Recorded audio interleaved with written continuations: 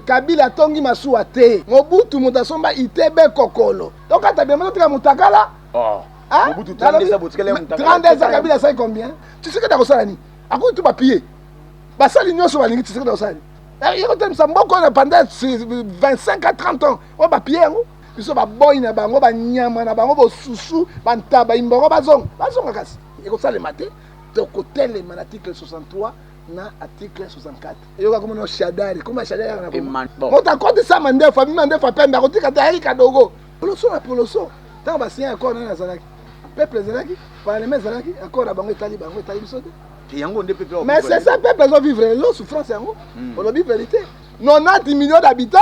3 personnes vont signer d'accord. Otaka mboka? Ah vraiment. Yele santale. Yonde kundo. Boko kase ba na poso ya nguba boko sindate boko kpolo lolo bako nanger te bako tchola mpela noe oyebi ya fote osumbika mokinja tu eleki kuna babengi yako bisa mokinja osumbi ndenge nini mais mon pepe nzambe soke bimi mameza wapi est-ce que bino ngi motasu musu mokinja bon mikinja mi bale oya mon pepe funa tu bino ka tu boke na justice hein tout la justice asumba kinda menga le biloko il faut mon pepe bima.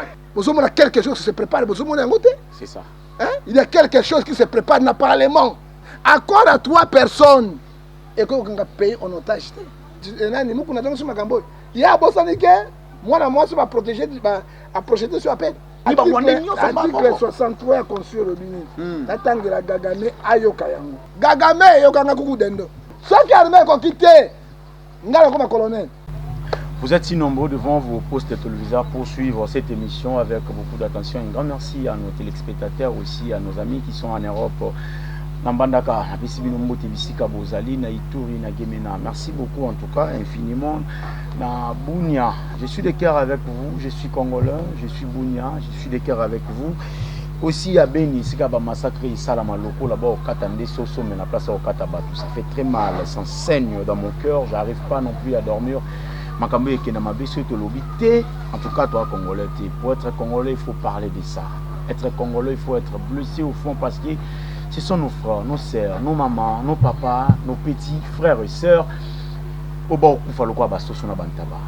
Gouverner, c'est prévoir. Abonnez-vous massivement sur Josiane Nkombo Télévision. Un grand merci à sponsor officiel de cette émission. J'ai dit Moïse Nkombo, Makila champion, l'homme à la Mercedes. Il séjourne maintenant à Toulouse. Bientôt congé aussi là. Azong et la mère et tout ça là bien. C'est-à-dire bientôt Azosa à Paris. Aussi un grand merci à maman. Arbat et la bébé, malgré l'absence à papa. En tout cas, c'est une très très bonne chose. C'est parmi la bonne qualité à Bassi. Un grand merci à Banéronion sur Batali Bissobien. Makwata TV Moro Batebele hier en Grèce. Aujourd'hui à Paris, en tout cas, félicitations. Coup de chapeau à toi. Bats-toi, mon frère, jusqu'à l'infini. Une minute avant la mort, c'est la vie. Une seconde même avant la mort, c'est la vie. Mes condoléances à Banéronion sur Bazan Matanga, ma famille éprouvée. Je suis de cœur avec vous. Joyeux anniversaire à ma famille. Bon, fête au anniversaire à Bango Lelo. En tout cas, joyeux anniversaire à Nabino. Bateau peut bala, félicitations. En tout cas, on y a bali c'est là. Lelo yo, ngaïnde konabino yam siambe avec votre émission Lobby à Congo. Je vais essayer de parler, mettre carte sur table, noir sur blanc. Aujourd'hui, je vais être un peu trop politique. La casquette, il y a moto Nanzambe. Mais à l'Obara bien, bon, c'est en tout cas, il sera l'équipe na santa quand même rentabilité moko positif. Il y a moi le na Rosala, na mon côté, na Rosala na déjà j'ai dit un grand merci à Rigen Mpenge. À la prise des vues aussi à la réalisation avec l'assistance de Beni Mustafa, mon petit, que j'aime beaucoup. En tout cas, merci encore na bandeko. Nyonso bota la biso. Beaucoup la ngefa losako. Nzambe aleki bango nyonso na nguya pe na makasi. Pe po yene muta sala moki. Yende sala moki. To bana na prière. Merci beaucoup. Tata totiki émission maboko na yo, yanga bita kos na Yuda, yo banda pe osukisa. Ikaite nguya pe boboto bolingoneza la kati na yo. Tika ite chaîne na tikema boko na yo bankongomane nyonso batela bango osunga bango pesa bango grâce na bango de studio à tofuta banda ko peto fifra bakile sumasi super de kuluta super na kati na bango tala bande ko bazo na Beni Butembo na walikali pona mabele ya mboka na bango ko lo protéger ko batela na komo na masia amen amen. Merci beaucoup la Losako po akolea ko fufa beaucoup la Losako et qu'il a le condé fa pekato iso la iso beaucoup la Losako soki obungi na zamba okutai na nyao ntaba mbwa obate mboka za pembe beaucoup la sako. Basukolaka lion mino tate gâté. Voilà, beaucoup la sako. Chocolilo nde mokonzi. Voilà, na sepe na chocolilo, tout ba na chocolilo. Chocolilo nde mokonzi yango nde sali ke ba militaire FARDC ba tika minduki ba lobby en tout cas ba osala musala mais on dirait changement ya ate. Ba Rwandais ba okota, ba rebelle s'il faut le dire. Ba okota na kati ya sol congolaise en pleine journée na Bunia. Ba koti na 12h en pleine 12h ba kati bato ba kingo ba yibi biloko bato ba piller. Tout le nini place wana. Gouverner c'est prévoir. Non, gouverner c'est prévoir. Quand il n'y a pas l'État. Comment il n'y a pas l'État? Mais l'État ne fonctionne pas. L'État, ils ont fonctionné, bah rebelle, bah outil n'ambusam. Moi je l'ai vu, à Beni. Oui. Bah bomi, bah yei, et faire des choses, bah tiki mindoki. Parce que bah dégrama, bah bourse, bah zoli ati. Itebe kokolo papa. Itebe kokolo Kabila muta. Ne kotika kolo baboye. Kabila tongi masuwa te. 19 ba abambi ko bamba itebe kokolo. Mobutu mutasomba itebe kokolo. Et c'est que plus grave, les Congolais, les Bololais, les Ntaba, les Soussou, retour à Kabila, ils ont embellé Kabila Zong. Il y a un bon Kabila. Donc, quand tu as bien montré à Moutakala. Oh. Hein? 32 ans, Kabila, ça fait combien? Mais 18 ans. 18, bon, plus de 3 ans, ça fait combien? 21 ans, ça fait combien? Mais il y a ça, Bango, tu vas embrouiller bateau papa. Tu vas embrouiller bateau Kabila. Et pour Kabila les pères, on s'est perdu dans la place mon côté. Asalini, Kabila les pères, Motamé sur Rwanda, Burundi, Bouganda, tout ça Koufale, c'est Kabila les pères. Sauf qu'il est la constitution, l'article 65 de la constitution. On va arrêter Kabila les pères. On va les interroger. Les lois, massacre, Ben, Bukavu, partout. Qui est le promoteur? Ils ont dit Kabila les pères avec Joseph Kabila. Ils ont écrit dans Bango Bayaki. C'est Joseph Kabila. Mais Azala qui est chef d'état-major de la force terrestre. Azala qui est militaire, voilà. Il était chef d'état-major terrestre. Il y a James Kabare, chef d'état-major général. Il y a la force terrestre. C'est eux qui ont été venus avec tous ces Rwandais, Burundais. On m'a dit comme une cao. Qu'est-ce qu'ils ont fait en Mbok? Si on va dans le pouvoir, pour Mbok, on va Bango. Alors, ils sont en exil. Donc, en exil, ça ne sert pas. Aux autres, on va faire la vérité parce que les pays ne marchent pas. Tu sais que dans le Salani, à quoi tu vas piller? Ça, l'union sur la ligne, tu sais que dans le Salani. Allez, donc, on s'arrête. C'est quand même qu'on n'est pas mal. Il y a pendant 25 à 30 ans, on va piller. Hein? Pendant 30 ans, 32 ans, Mobutu est pillé pendant 21 ans. Papa, Mobutu a dit qu'il y a un camion à Fiat. Au pillé, on va bien, non? Les lignes sont comme ça dans Rwanda. Hein? Parce qu'on monte un camion, mais qui pas vite à Marite, Matari quand même, tout le monde a dit. Barjo Kendara petit le voyage en Congo Airways. Quand même, Mobutu a dit qu'il y a un avion. Mobutu a sommé l'avion à Sika, où il s'est Fokker, na Babwingi. Oya bango ya occasion milinga tout ils ont quoi ka butu moyi il y a invité Kabila sala onino mais asala le côté soka sala ko malamu to ko malamu malamu mais Kabila fait na 32 ans na 18 ans na 18 ans qu'est-ce qu'il a fait au pouvoir atongi ni yebsanga autoroute ni Kabila pesi ba jeune misala ni na pesi bango ya ko embela no bazaki na pe perdu misala ni basali yango eloko ni basali yango mboko zo voler Kabila très salaire combien? Il paye les gens combien? Bango mo bazui combien? Ba milliards bazui peuple congolais zanani. Personne n'a pouvoir bombo ka bango. Mboka ka ya bango basaila ka bango. Biso ba boy na bango ba nyama na bango bo susu ba ntaba imboko bazonga. Bazonga kasi. Bazonga totala.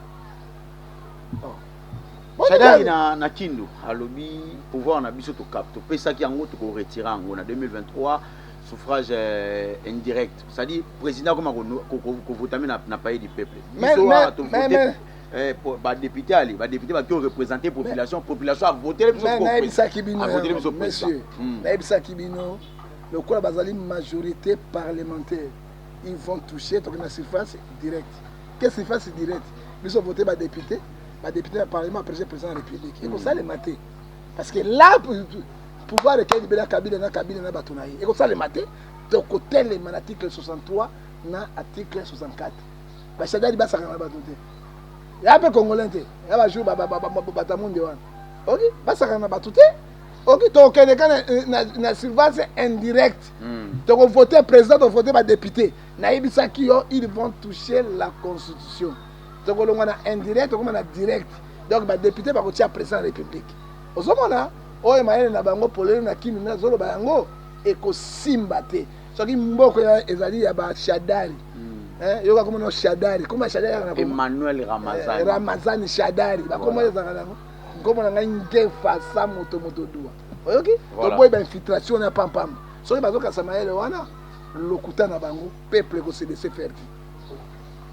Donc yo lingi Kabila ata solo e beta mais Kabila sali mosa 19 ba papa boni bo abi mande fa pembe akota ki rien mande fa mi pembe atikate oh bon mota konde sa mande fa pembe akotikate ari kadogo ah mande fa pembe bimi akotikate ozupi ba milliard akotikate ozo ba milliard akotikate prophète ngefa biso to beta ma solo to solo la bien mais awa bande ko ebisa biso na actu 23 ba ebisa biso ba lobi ete Coalition FCC Cash 24.net. Coalition FCC Cash lorsque Kabila et Tshisekedi ont signé l'accord, j'étais le seul témoin oculaire, j'affirme. Monsieur Emmanuel Ramazani Shadari, le babongo. Abia aza motoka moko azalaka tango Tshisekedi na Kabila bo sala accord. Makambo Tshisekedi na Kabila ba sala. So il lelo na pese exemple na lobité. Kabila kufi Emmanuel Ramazani ayi ba accord ba salaki. Na Tshisekedi. Le quoi ba réclamer ba accord na bango aka na 2 ans to sinon 3 ans 50. Bon mona tike to ko ki na poloso ndo lo baka. Poloso. Tant ba signer accord na zalaki. Peuple zalaki, parlement zalaki, accord na bango etali biso te. Ki yango nde peuple. Mais c'est ça peuple zo vivre lo souffrance yango. On lo vivre vérité. Papa to lo bango de mission mosusu. Yango esala. Makambo esala. Omoni to lo baka makambo nyoso to lo baka na yo na Jérémie Luemba. Ezali yo Jérémie Luemba alende. Na mo esala makambo. Accord tanga ba signaki, accord ki ndoki. Ya bango kaka. Siko o ba mona ki. 3 personnes, bazali ka 3 personnes. Wa mona ki yango. Bon signer accord pour na mboko mobimba 90 millions de Congolais. Papa. Nzambe pambulo to seka monoko moko to esprit moko. 90 millions d'habitants. 3 personnes vont signer d'accord. Oteka mboka? Ah vraiment. Yele Santale. Yonde Kundo. Boko kase ba na poso ya nguba boko sindate boko kpolo lolo. Bako nanger te bako chola mpela noé. Oyebi a voter. Pepe bien comment d'accord rabido? Eza di fobo. Eza encore à fondondo. Toyebi yango tata chada na lobi. Toyebi yango te. Toyebi eloko leka na 2018. Nous savons tous, Dieu est témoin. C'est Dieu qui touche le cœur des hommes et le cœur des rois. C'est ça. Mais le quoi il est qui? Beaucoup tromper bateau pour la deuxième fois le soutien. Peuple a fondé le mission. Ephésiens 5, verset 14, toi qui dors, réveille-toi. Tu fondé le mission. Encore à 3 personnes, elles ont beaucoup de otage. Il y a beaucoup de otage. Awa olobate. Soko ngolo bagaka ba osumbika mokinja tu eleki kuna babengi yako bisa mokinja osumbi ndenge nini même pepe ya nzambe soko bimi mameza wapi abio outrage envers ma chef mokinja te ya yo moko pepe ya yo moko to yaka outrage nzambe siko ngana bloquer mo pepe na kufa papa na kotoko nzambe mobutu zonga na bombo nzambe na lo sako moi ta mabe mobutu teka mboka te papa tela papa oyo nani ya oyo zolo bana tika kotake ngai to koko nini azati moto ya théâtre wana oza makasi te kwa ba menace ozozwa koloba français mingi ezola bate oza mayele te to papa katiomo kotanga koma ngefata na moto na nzambe kozwa libabe oyo nazosala oyo ozosala bozosala mpona Tshisekedi apesa bino mbo. Mais ce que moi j'ai fait, je défends notre pays. Intérêt bas congolais. Voilà. Attention, j'ai dit les choses qui sont faites. Est-ce que bien on sur mon kinze? Bon, mi kinze mi balé. Ouais, mon pépé fou na tout. Bino ka tout aucun la justice. Hein? Tout la justice a sumba kinze menga ale biloko, il faut mon pépé bima. Mon pépé ko 50 de ko na ba ma 50. Vas-y. Hein? Oh, tout ça mon na ngote. Ton mon n'y est pas Kabila le père, n'y est pas Kabila le fils. Hein? Donc mon ne peut pas me bouter. Et c'est très dangereux. C'est très dangereux. Hein? Tu que votre qui fanatisme aveugle. Est-ce que 2023 on te comme ainsi dit l'internet? Est-ce que 2023 on te comme ainsi dit l'internet? Est-ce que 2023 on te comme ainsi dit l'internet? Hier Baïsaï 55 verset 11 Dieu accompli par de ses serviteurs. Aux hommes on est tous qui ne m'habitent. Vous avez quelque chose qui se prépare, vous avez un côté. C'est ça. Hein? Il y a quelque chose qui se prépare dans le Parlement. Pour ce monde, pourquoi à partir de 20h, on se couvre-feu, on compte ma tout pour l'année. Mais tout quitte pour l'année. Ils savent ce que et là vous allez. Hein? Non, mais le kidnapping. Okay. Même le kidnapping, ça les maisons. Voilà les bateaux, non, pendant les lots, ça parce que sécurité malongue zate. Bana ba façon ba changer belé, tozo lo baboui. Botika qui fanatisme ya pamba. Accord à 3 personnes et qu'on va payer en otage. Est-ce que vous avez dit tant que bébé n'a siko FCC a mis liste à élection? Yango monte azwaki yango. Mais tant que ya bimisa ki yango. Bino coup constitutionnel, haute juridiction.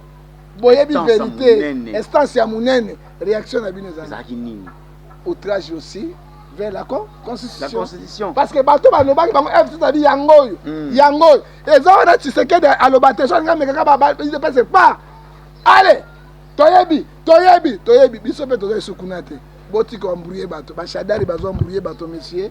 Na biloko na bango, peuple mokolo pouvoir à charger na bango article 63 na article 64.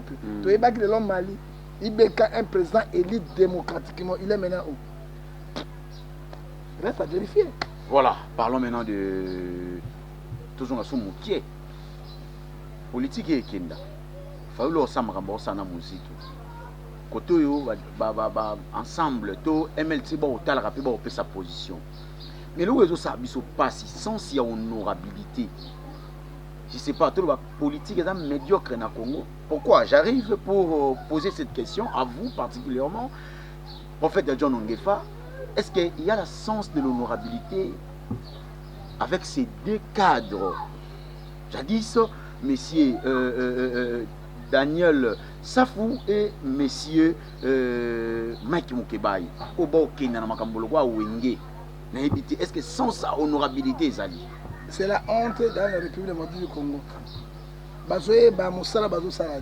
Un honorable, Azali, homme d'État, montre à valeur. Si on connaît même la personne, honorable, na excellence, mais tout ça, on a Congo, batamo poto. Hein? Aïe, on a bateau, on a voté à bateau. On a rappelé niveau, on a tiré bateau dans l'institution à l'État. Est-ce que dans la crise, il y a bateau, ou dans la crise, il y a sentiment? On aura besoin de finir mon habitat, moi, si l'accent, moi, si est-ce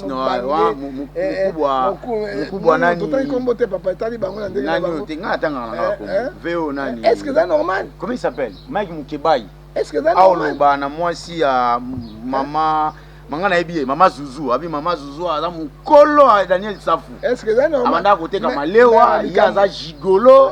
Est-ce que vous pouvez tenir ça la télé? Mais Macron, abala Koko Wanati. Koko Macron. Est-ce que le ministre va finir à Macron a mon affaire, Koko Wana Nicolas. A finir à na cadre d'amour, moi c'est dans mon colo, ça n'a rien à voir. Vous avez mon sentiment, mon tout. Alors, on peut nous soucier d'ailleurs finir à Moninga. Yobo, mais ça ne va pas. F Bazali va faire que toi, l'équipe, Yobo, ça n'est qu'un au moins en prison. Il a fallu me taper ça qui 2005, ça va être traité. Dans la prison, dans la Futa, tout cela. Sans son nom. On comprend de la politique congolaise. Alors, toi, on n'a pas les hommes politiques. Et tous ceux qui sont là sont des aventuriers. C'est tout un parlement. Parce que c'est un homme politique. Exemple, ce sont les Koulouna, les députés Koulouna, les députés ministres. Il faut dire il y a des fous en costume. Des fous en costume, parce que même le président, les députés ne sont pas là. Mais la conclusion, il faut la sanctionner. C'est ça. Donc, dans la loi, il faut la sanctionner. Parce que ce sont les moutons noirs, ils ne méritent pas honorable parce que le Parlement, il y a Godouane. Les pays de Gondwana, Parlement, il y a Gondwana. Et ils ont mérité la banjirité. Mais ceux qui vont finir les bango na bango, basi na bango na katini. Maman na katini. Ils ont dit sans irresponsabilité. Immaturité politique. Ils ont dit que français belé nos amayele. Non. Alors nous condamnons de tes actes et puis pendant peut continuer au Kérangaï et que même le tribunal était 2 chambres parlement se réunissent il faut destituer sur des moutons noirs, ils ne méritent pas. Ils ont même Molière, ils ont même Élysée. Ils n'ont pas la charisme. Charisme politique, il n'y en a pas. Il y a 5 députés. Député le col à Bombo Koïsé, paix à son âme, beaucoup là. Paix à son âme. Le col à député, le col à professeur Liaou, côté tribal. Au soir Kango, député le col à on a joué le col à Yves Mobando Yogo. Au soir quand il rentre comme ça, aux sentir honorabilité. Charisme politique. Député le col à Yves Kisombi, le père. Le père. Au soir on a député. Na ba jeune na moni lokola na par exemple idole ya ba jeune ezali Serge Kaimbe. Quand tu vois Serge Kaimbe na ba jeune non Patrick Bozoba na labi honora est-ce que bi Kaimbe bi journaliste mais tant à la teni wana ozo mona que ça c'est un honorable se fait plus voir à la télé respect ozo mona que ozana mota koloba bon batikali nyonso wana bangoto bobo comment honorable olandaka micro qui bandi te ka micro ko simba ozo que s'interroger kaka mais bana sonité manga zo comprendre honorable yango bango bakomi to ba juge to ba magistrat na zo comprendre te botika pe nanu abo de 5 ans honorable nazo la nela ba kopa ba $200 à la visible aux yeux de tout le monde comme ça. Bango na bakayona ba Molière botika na bilo ezali soni yoka sikoni yango loani ne lobi ke totika ki journalisme non tango ko bi député yo tiki bilo na nyonso otali makambo ya l'état tu demandes d'état ça to le bana c'est ça c'est ça que ndefo e ba moto a commis na rang social nini encore continuer ka ko simba ka boso baté et puis na bino nini bien sima micro na bino ba Jérémy lo ba les des amis. Jérémy Luamba, un confrère très respectueux. Aussi, je profite de l'occasion pour saluer mon frère, mon ami, mon pote Alain Ndele. Social. Journaliste, Jérémy Luamba. C'est ça. Les des airs net yo. Au sommet là, on a. Papa. Oh, sangisa botaka bitoto. Ezama wami. Ponanga. En tant qu'homme de Dieu, na kopesa bango verset biblique moko. Vas-y. Hébreux 12, verset 14. Cherchez la paix avec la sanctification sans laquelle personne ne peut voir Dieu. Malouka paix. 2 Corinthiens chapitre 7, verset 1. Pas bakotika te. Donc on va continuer à même diable. Bakotika te. C'est la honte de la République. Voilà. Et l'objet, achever notre sanctification avec la crainte de Dieu. Et 1 Thessaloniciens chapitre 4, verset 3, ce que Dieu veut en nous, c'est la sanctification et détruire toutes les choses mauvaises. Batika yango ezali malamute et nous condamnons en tant que peuple congolais avec efficacité. Merci beaucoup, monsieur Komina Souka, Jérémy Luambazozela, Luambazozela, il faut tourner. Oh, tout comme aussi ça. Ma port privé nyon sur ma kangi yango. Ma port nyon sur ma côte, ma conteneur, côté la port intel qui gagne. Comment on négocie déjà marchandises, ma sous il y a déjà bateau il y a. Comment on négocie à partir à connaître ce qu'ils ont et long.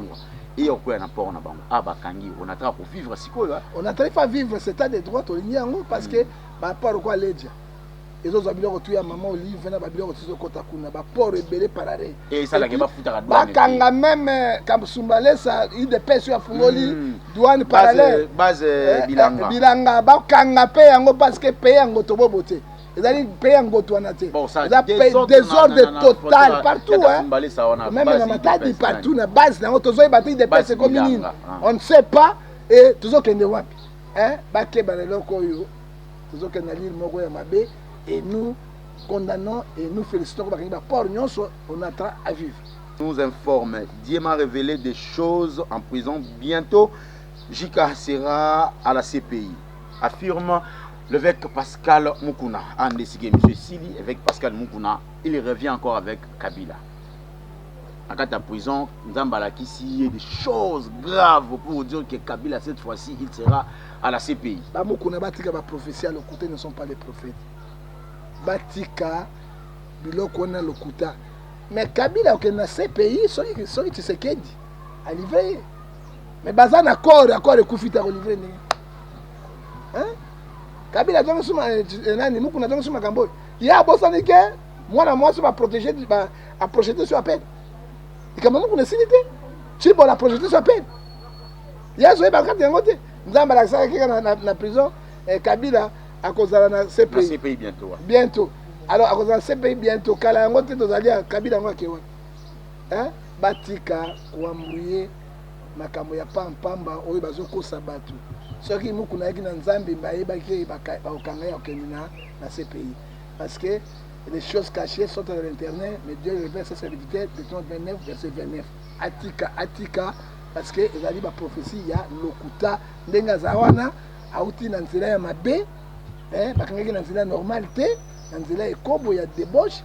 oyo Timothée 1 saison 6 à 7 atika yango eza bien te nous sommes là pour na koloba vérité rien que possible soki nzambe alakisi yo côté kolakisa bato yo côté bino okosala Kabila 150 ans 232 ans de pouvoir Kabila 150 ans ozomona ba prophétie bango lokuta batika kombrouiller peuple congolais ezo souffrir mais somme 34 verset 20 le malheur à tête je le dis juste Dieu l'en délivre toujours mboko oyo ata mokolo moko nzambe okambola na génération ya kokangola biso tomona bonheur nango te te biso doit sacrifier mais tozobunda mais Dieu peut faire quelque chose selon son bon plaisir. Merci beaucoup, ça ne finit pour aujourd'hui pour fête Ngefa et le va le besoin souhaiter mais le réseau sanga pas ses alliés Kabila azali pe akozala kaka omnipotent omniscient omniprésent tondenge nini motu na soki ngwani monsieur si opesi ba dédicace opesi ba numéro de téléphone osali ningo sala zobe salimaki na 2006 2011 2018 esalema soute Congolais a rêvé que le peuple malien oyoki ekosama soute Kabila sénateur en vie atikala na atika baninga basaka mboka ezaka ba Kabila te Kabila a 18 ans de pouvoir, à 19 ans, à tomber autorité. Ah, mais Kagame, on a promettre qu'on va frapper tout à l'heure. Mais on a frappé, Kagame a frappé. On a des autres mais il a promis, mais il faut que Congolais s'organiser. Pourquoi Kagame a koufi? Il y a un lobby. À défendre l'ambassadeur, non, ça dit quoi? Donc, on va Kagame. Abia kosa na kokufa ba balinga ona kosa ni kokufa mara mungu to tage ambassade ngai so so na zate Congolais Kagame abimi mais ayeba pe nzamba otikala nzamba ayeba ete tozali 90 millions d'habitants na 5 millions d'habitants za nango soki toke to envoyer Congo soki armée ko quitter to pratiquer ba mukamusu pour na ko défendre. Mais article 63 ya constitution Robini natangela Kagame ayoka yango Kagame yoka message oyo Kagame soki omona nga mokolo article 63 constitution Robini tout Congolais a les droits et les devoirs sacrés de défendre le pays de son intégrité territoriale face à une menace ou une agression extérieure. Kagame yokanga kuku dendo. Comme ça kuku dendo. Moi qui ngona molaite. Un service militaire est obligatoire. Peut être instauré dans la condition fixée par la loi. Toute autorité nationale, provinciale, locale et coutumière doivent sauvegarder l'unité nationale de la République, intégrité son territoire sans peine ou autre trahison. Article 60 le bien. Ce qui a remis qu'on quitte, ngala comme colonel, n'a diriger ma pinga, n'a comme un colonel pour défendre. Akani bisote, bino tout, ba major, ba nani bisote, 90 millions d'habitants, tout le monde Kagame a Bomabiso. Trop c'est trop, on a assez avec Kagame. Numéro de téléphone 00243 89 610 49 41. Numéro de téléphone 00243 81 867 26 78. Puis numéro de téléphone 00243 99 99 42 937. Que mon Dieu vous bénisse. Émission Malamu, les autres personnes sont parce que émission qui est politique. Pour y avoir Congo, que mon Dieu vous bénisse. Merci beaucoup. Aussi un grand merci à mon sponsor officiel. Je dis un grand merci à Moïse Lukombo Makila, champion il séjour en Toulouse. Bientôt à Paris pour rejoindre Maman Alifant. En tout cas, ça serait une très bonne chose. Makila, champion Moïse Lukombo. Aussi à Josiane Nkombo. la dame, madame à la DG, Ridiane Mpeng à la prise de vie. Un grand merci à vous. Aussi, na bande nous sur la ville de Bakwa Kota la Bisso. Bien ma quoi ta TV Moroba Tebe na Grèce aujourd'hui, na France, na Paris, Roblex Muscador, Osso Noir, na Paris. Merci beaucoup. Na Lille, merci beaucoup. Kanto Voulouzi, na Lille, merci infiniment. Luche Kapanga, Osso Blanc, na Paris. En tout cas, merci beaucoup. On se voit prochainement. Jélika Songo, les États-Unis. En tout cas, je suis de cœur avec vous. Bande nous sur la Bounia. En tout cas, Tokabouana Bino Mawezo comme la Bino Béni. Nous sommes de cœur avec vous. Toko Zoa avion, Poto Kitakunate Meto, Laksa, quand même, Bolimon Abisso de loin. Namolengeto Lingabiso. Bande Kobana Béni Bo Benga, Bo Pesanga information. Moi, je vous aime beaucoup. Bo continuer pour Benga, Ata Lelote, Ata Lobby, Zamba Kolukandeni, Osala Marambolo. Tout dans l'emballassement, sur l'actualité politique, les alliés, qui m'a ramené au prophète Nazali Nangonga il maîtrise bien la politique. Oui, Nazali Nyos. Non, Makamanza n'était pas porté, Makamanza Mendeng. Te Makamanza Mendeng, Mato Lukanga, Naya, Moussoud Makamanza Mendeng. Naya, le man a eu mingi pour la politique. Merci beaucoup, que moi de te bénisse. Merci beaucoup. Au revoir.